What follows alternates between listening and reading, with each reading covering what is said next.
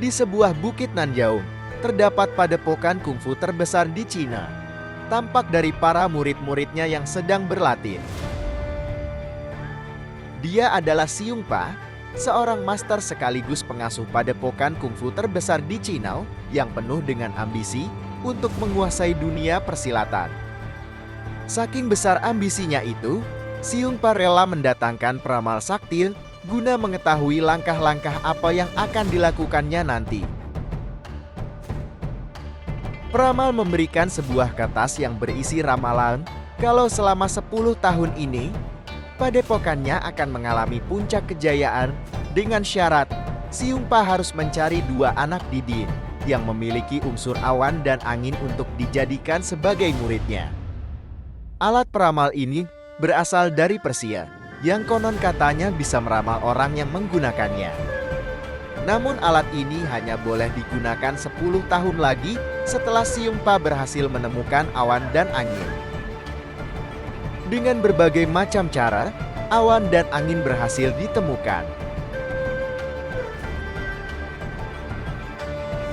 Xiong Pa juga mempunyai seorang putra yang bernama Salju dan seorang putri bernama Walas. 10 tahun pun berlalu, kini mereka sudah beranjak dewasa.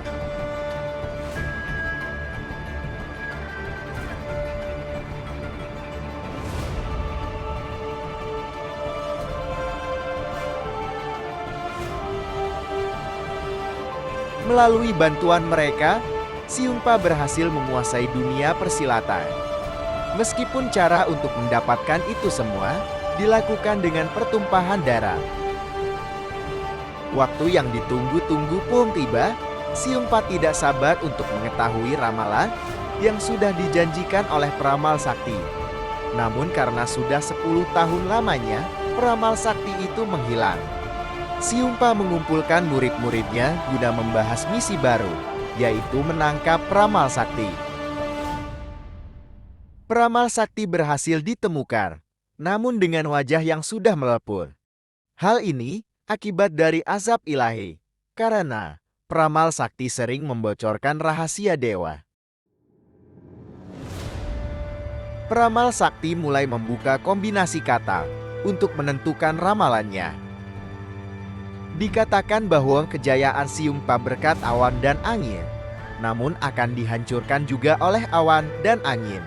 Seakan tidak percaya dengan ramalan tersebut, Xiong Pa pun marah dan mengatakan kalau takdir itu hanya dia sendirilah yang bisa menentukannya. Dia pun mulai merencanakan untuk memecah belah pendekar awan dan pendekar angin. Di sebuah ruangan, Xiong Pa sedang memberikan misi kepada pendekar awan. Tiba-tiba Putri Welas menghampiri pendekar awan. Di situ Xiong Pa mengetahui kalau pendekar awan menyukai putrinya itu. Rencana besar pun akhirnya bisa dimanfaatkan oleh Xiong Pa untuk memecah belah awan dan angin, yaitu dengan cara menjodohkan putri kesayangannya kepada pendekar angin. Rencana ini pun berhasil. Dengan keputusan itu membuat pendekar awan marah.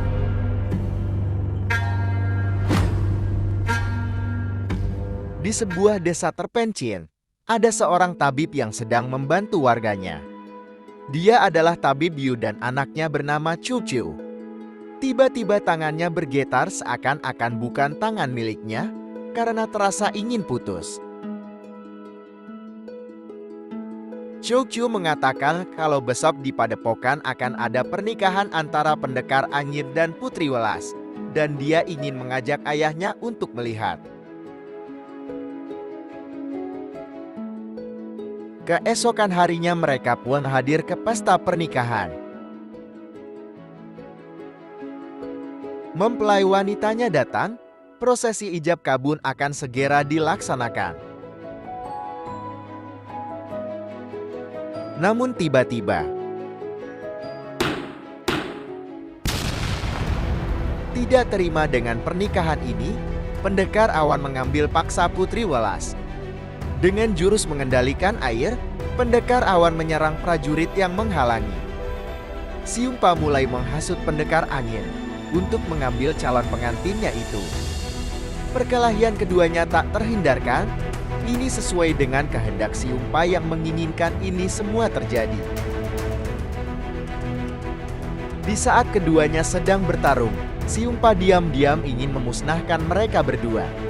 Namun Putri Melas menyadari itu dan mencoba menghalanginya.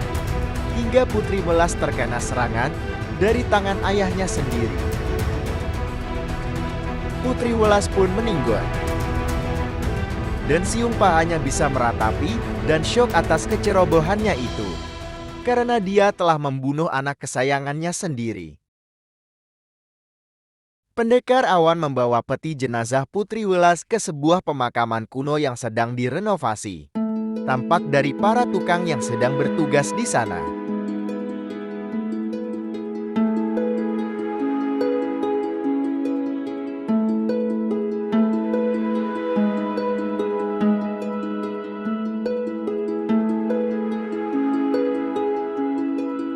Siumpa berhasil menemukan keberadaan Pendekar Awan.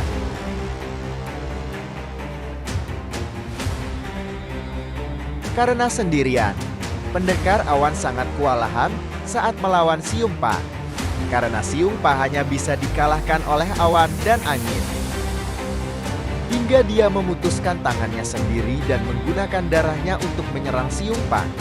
Pendekar Awan harus terus bertahan hidup dan untuk sementara waktu mundur dari pertarungan ini. Dengan darah yang terus mengalir dari tubuhnya, Pendekar Awan terdampar di pinggir sungai. Karena sebuah takdir, Pendekar Awan ditemukan oleh Cucu dan Tabib Yu. Dan mereka pun membawa Pendekar Awan untuk dirawat. Saat mereka sedang asik ngobrol, tiba-tiba tangan Tabib Yu mulai kesurupan lagi. Dan menyadari kalau takdir tangan tersebut bukanlah miliknya, melainkan milik Pendekar Awan. Operasi pemindahan tangan pun dilakukannya. Melalui bantuan Simbah Slamet, dukun sakti dari tetangga sebelah. Dimulai dengan memotong tangan Tabib Yu, kemudian memindahkan tangan itu ke tangan Pendekar Awan yang sudah putus. Operasi berjalan lancar, dan Pendekar Awan berhasil siuman. Cucu merawat Pendekar Awan dengan baik, hingga buah cinta itu pun muncul. Pendekar Angin diberi misi oleh Siumpa untuk mengambil kapsul awet muda ke sebuah gua misterius. Pengawal menawarkan minum. Perlu diketahui, sebenarnya ini adalah sebuah taktik Siumpa untuk menyingkirkan Pendekar Angin. Tanpa sepengetahuan Pendekar Angin, Siumpa sudah menyuruh kedua pengawal untuk memberikan racun di minuman itu. Gua misterius ini adalah gua kuno yang dihuni oleh naga api atau orang Cina kuno menyebutnya kilin api. Pengawal mulai mengeles kapsul awet muda tersebut. Bagi Pendekar Angin, pemandangan ini sangat familiar. Dia pun teringat sesuatu, ditambah dengan kemunculan sebuah pedang legendaris milik ayahnya yang hilang, yaitu pedang tanpa tanding. Racun yang ada di minuman mulai bereaksi. Pengawal tampak senang, dan misi untuk menghabisi Pendekar Awan pun dimulai. Namun, para pengawal kocar-kacir. Mereka semua diburu dan dimangsa kilin api. Dengan kondisi setengah sadar, Pendekar Angin mengambil kapsul awet muda itu dan menelannya. Hingga kekuatan dahsyat muncul dari tubuh Pendekar Angin. Dan tubuhnya pun pulih kembali. Dengan menggunakan pedang milik ayahnya, Pendekar Angin berhasil mengalahkan kilin api. Hari pembalasan pun tiba, Pendekar Awan dan Angin menuju ke Padepokan. Kedatangan mereka berdua ternyata sudah dinanti oleh Siumpa. Siumpa terlebih dulu menyerang. Namun dengan kekuatan tangan barunya, Pendekar Awan bisa menangkis pukulan Siumpa. Disusul serangan dari Pendekar Angin melalui kekuatan pedangnya. Merasa tak mau kalah oleh pedang Pendekar Angin, Siumpa pun memanggil pedang iblisnya. Dengan pedang iblisnya itu, Siumpa merasa percaya diri dengan kekuatannya. Karena pedang iblis hanya bisa dikalahkan oleh kolaborasi antara pedang tanpa tanding milik Pendekar Angin dan pedang nomor wahid milik Pendekar Awan. Namun pedang tersebut sudah lama hilang bersama pembuatnya, yaitu ayah dari pendekar awan. Karena untuk memanggil pedang tersebut, dibutuhkan darah dari pendekar awan. Mengira pendekar awan tidak memiliki pedang, Xiongpa terus saja tertawa. Namun karena luka di tangan pendekar awan, luka tersebut mengeluarkan banyak darah, hingga mengalir ke tanah. Hal ini malah membuat pedang nomor wahid keluar dari persembunyiannya. Xiongpa melotot keheranan. Lengkap sudah. Pendekar awan dan angin kini memiliki pedangnya masing-masing.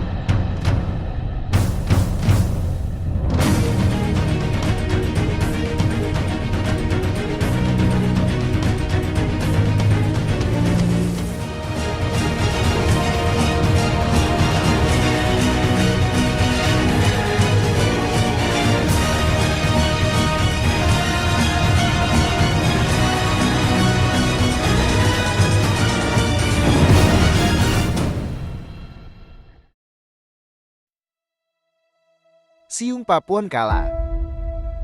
Seperti orang linglung, dia bisa melihat bayangan putrinya. Tidak hanya itu, dia juga bisa melihat bayangan orang-orang yang sudah dia habisi.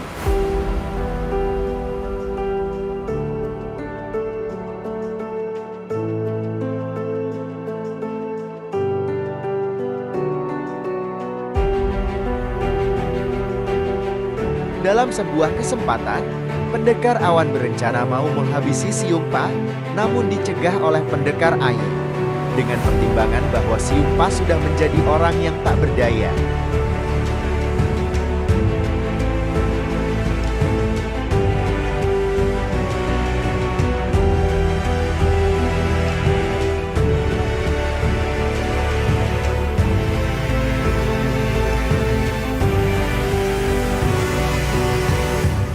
Film pun selesai.